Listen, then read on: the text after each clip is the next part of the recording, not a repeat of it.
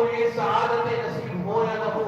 آج میرے رب نے ہمیں چنا ہے، آج میرے رب نے توفیق دی ہے، صحت عطا فرمائی ہے، سر پر سجود ہونے کے لیے کھڑے ہونے کی طاقت عطا فرمائی ہے۔ تراویح کے اندر ایک رکعت کے اندر 2 سجدے ہوتے ہیں، 20 رکعت کے اندر 40 بار سبحان ربی اعلیٰ 3 بار کم از کم پڑھ کر پھر بھی ہم اپنے رب کو نہ منا سکے تو اس سے گیا گزرا موقع پھر ہمیں کہاں ملے گا کہ 40 بار سجدے میں اپنا سر رکھ کر رب کے سامنے آہوزاری کر رہے، میرے رب مجھے بخش دے، میرے رب میری معافی قبول فرما دے، میرے مولا میری تمنا کو پورا فرما دے، میرے مولا میری حاجتوں کو پورا فرما دے۔ تو میرے محترم دوستو، اگر اس عظیم اور بابرکت لمحے کو قیمتی نہ بنا سکے تو پھر میری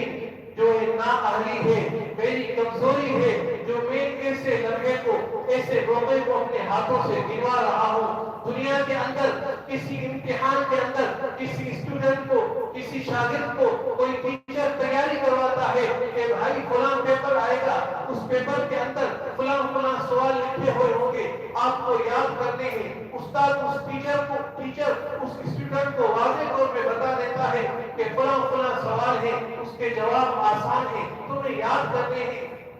امتحان کے دن میں استاد محترم سپورٹ کے لیے بچے کے ساتھ کھڑا ہو جاتا ہے کہ بھائی اس انداز سے لکھو، اس نمونے سے سوال کا جواب لکھو۔ اگر اس انداز کے ساتھ لکھوانے کے باوجود بھی وہ بچہ فیل ہو جائے تو استاد کہاں خوش ہوگا؟ کیا کہے گا؟ کم عقل، کم ضرب، تجھ سے اچھا تھا کہ وہ خود تجھے لکھ کے دیتا، تو نے تو میری ناک کٹوا دی، تو نے تو ایسا عظیم موقع اپنے ہاتھ سے دلوا دیا۔ تو میرے محترم دوستو، یہ کے طور پر ہمیں اور آپ کو عطا فرمایا ہے۔ اللہ رب العالمین سے دعا ہے کہ اللہ رب العالمین مجھ سمیت پوری امت مسلمہ کو رمضان المبارک کا قدر اہتمام کرنے کی توفیق عطا فرمائے۔ میرے محترم دوستو، آج کے فتن دور کے اندر مسلمان ہو کر ایمان والا خود کو کہنے والا رمضان المبارک کی تمسخر اڑا رہا، رمضان المبارک کی جو ہے مسخریاں اڑا رہا، سوشل میڈیا کے اندر یہی مسلمان رمضان المبارک کے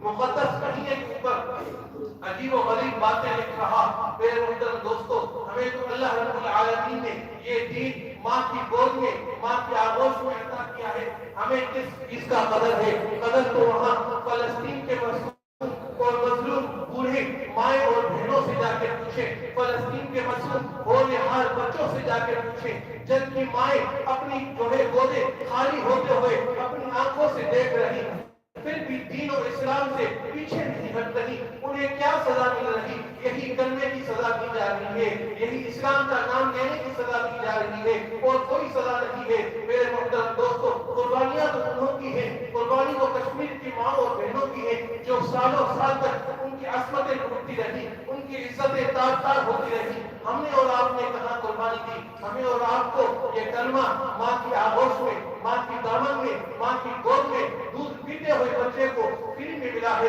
قرآن کا تحفہ سنتے سناتے امام صاحب سے ملا ہے، قرآن کا تحفہ مدرسے کے اندر فری تعلیم کے طور پہ ملا ہے۔ آج ہم نے اپنی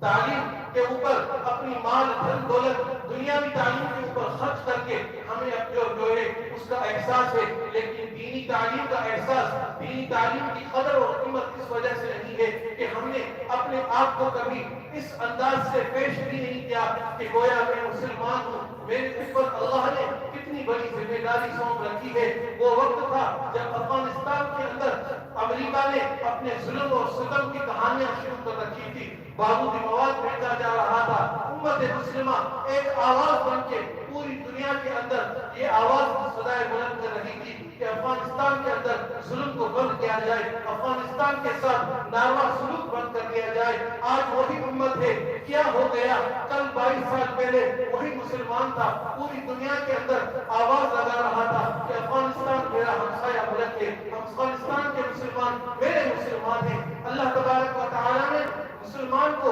ایمان والے مومن مسلمان کو ایک جسم کی مانند قرار دیا ہے کہ مسلمان تو وہ ہے کہ اگر ایک مسلمان کی انگلی میں درد ہو رہا ہے